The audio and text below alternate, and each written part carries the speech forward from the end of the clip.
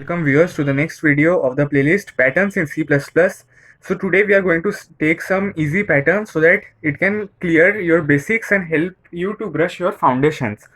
So we will be following the technique which we used in the previous video, which was to take the observations and then write our code based on those observations. Okay. So what we will be doing with this pattern, we will observe what we are seeing.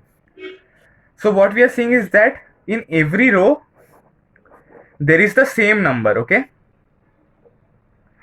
every row has same number, and to print from left to right, what we had seen that it is printed by the j loop, and to move from top to bottom we use the I loop. To move from left to right we use the j loop. Okay, so since the j loop will be constantly changing because we'll be incrementing while moving or iterating to the j loop, so we will have to print the I loop. I will explain this while writing the code, but at this moment just have a look at the observations. So first observation was that every row has the same number. Second observation is that the number of lines in the pattern is equals to the height. Okay, so the I loop will run from either 1 to n or n to 1 and will either increment by 1 or decrement by 1. Okay, and after that every row's number is greater than previous row's number. Okay, so 4 is greater than 3. Okay, that is what just I am wanting to tell. So now, since to move from top to bottom, what can I do?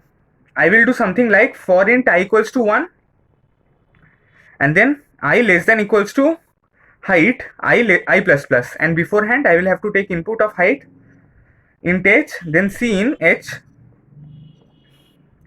I could have also done int I equals to h, I greater than equals to 1 and I minus minus. Okay, but I did not do that. Why?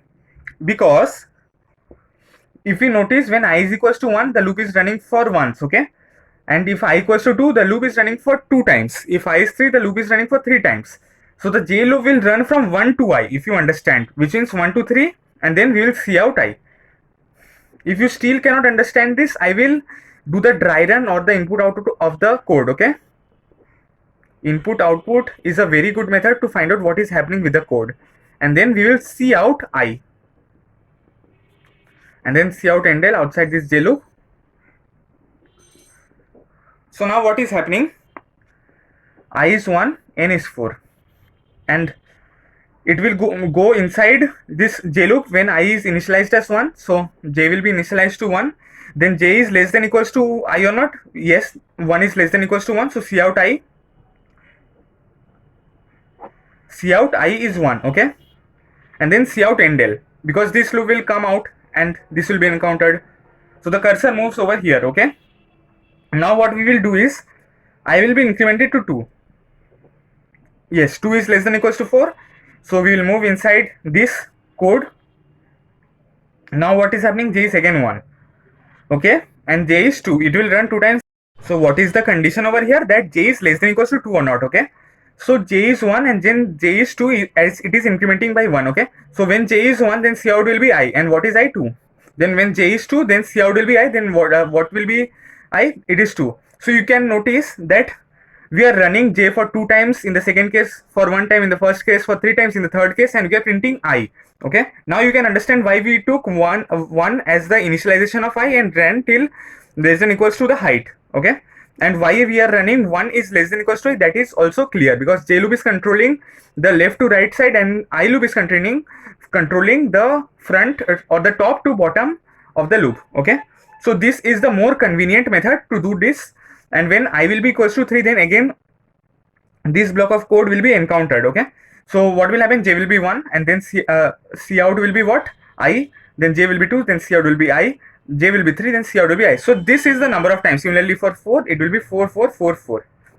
Okay, so what was the general procedure that we followed in this program? It was that we took observations that every row has the same number, so we are printing out I, because when we are printing the row with the help of this j loop, the j loop is constantly changing, but in the row we need something that is constant and not constantly changing. So what is not constantly changing in one iteration? Which is I. So we are printing I in this j loop. Okay, And why we are taking the I loop from 1 to h? Because we simply need to move from top to bottom. We could have also done I int I equals to h to 1, but in that case we could not have done this j loop conveniently. So these things are interconnected, and you need to take out the observations to be able to write this code. And if you're still not able to understand what this code is, just simply do the dry run or the output of this code. So now let's take another example. 5 5 5 5. If n equals to 5, then 4 4 4 4, then 3 3 3 3, and then 2 2, and then 1. So you can see now what are the changes. So the changes are that every row number is greater than next row's number, okay, and every row has the same number, which means if we are printing with the help of j loop while moving from left to right, the j loop will be changing, okay. So we will have to output I, okay. We will have to write cout I, because in every iteration j will be changing, so we have to print something that is constant in one iteration, okay. So in one iteration I will be constant, in the next iteration again I will be changing, but it will be constant in that iteration, okay. So now let's just note down the observation, which will be exactly the reverse of the previous one. The only thing which will be constant will be that the number of lines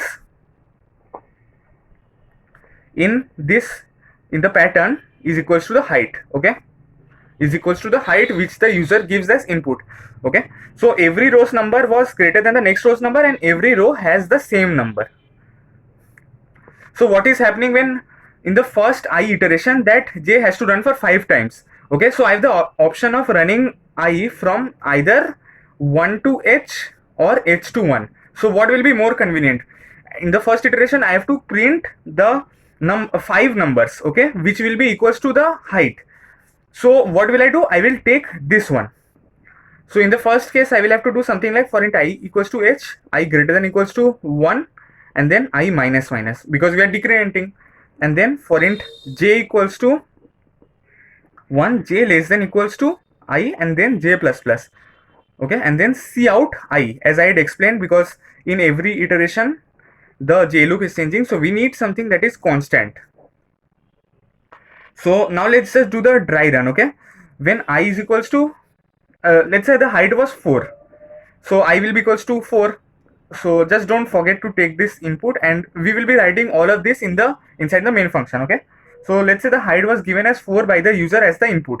So at first, what is int I equals to h, I will be equals to 4. Then we move inside. First this condition is checked, then we move inside. Yes, 4 is greater than equals to 1, so we move inside. Now j. Now at first, what is j? J is 1, okay. So this condition will be checked if j is less than equals to I. Yes, j is less than equals to 4. So now what we will do? We will again move inside this j loop, and then we will cout I. So what is cout I? It is 4, okay. Cout I, so it is 4, and again what will happen? J will be incremented to 2, and it will check if 2 is less than equals to 4 or not. Yes, 2 is less than equal to 4, so cout will be I. And in this way j will run 4 times, and 4 times 4 will be printed. Now what is happening? After going out of this j loop, we are encountering cout endl. So our cursor will move here, and then I will be equals to 3, okay. So 3 is greater than equals to 1, and this condition is satisfied, so we'll move inside this I loop, and again j will be initialized to 1, and then what we will do j checking of this condition. Is 1 less than equals to 3? Yes, 1 is less than equal to 3, so we'll move inside this loop, and then what we'll do? Cout I. So what is cout I? 3. So j will run again 3 times, because 1 2 3, okay. And in this way you will have got this pattern printed. So I hope you have understood why we have taken int I equals to h and I greater than equals to 1 over here, because we will be getting the advantage of running the loop for the number of times with the help of this j loop, and then printing out our I, okay. If you have any doubts, do ask in the comments. This was all about this video, and if you still have any doubts, just perform the rough work or the input output by taking different heights, okay. Thanks for watching.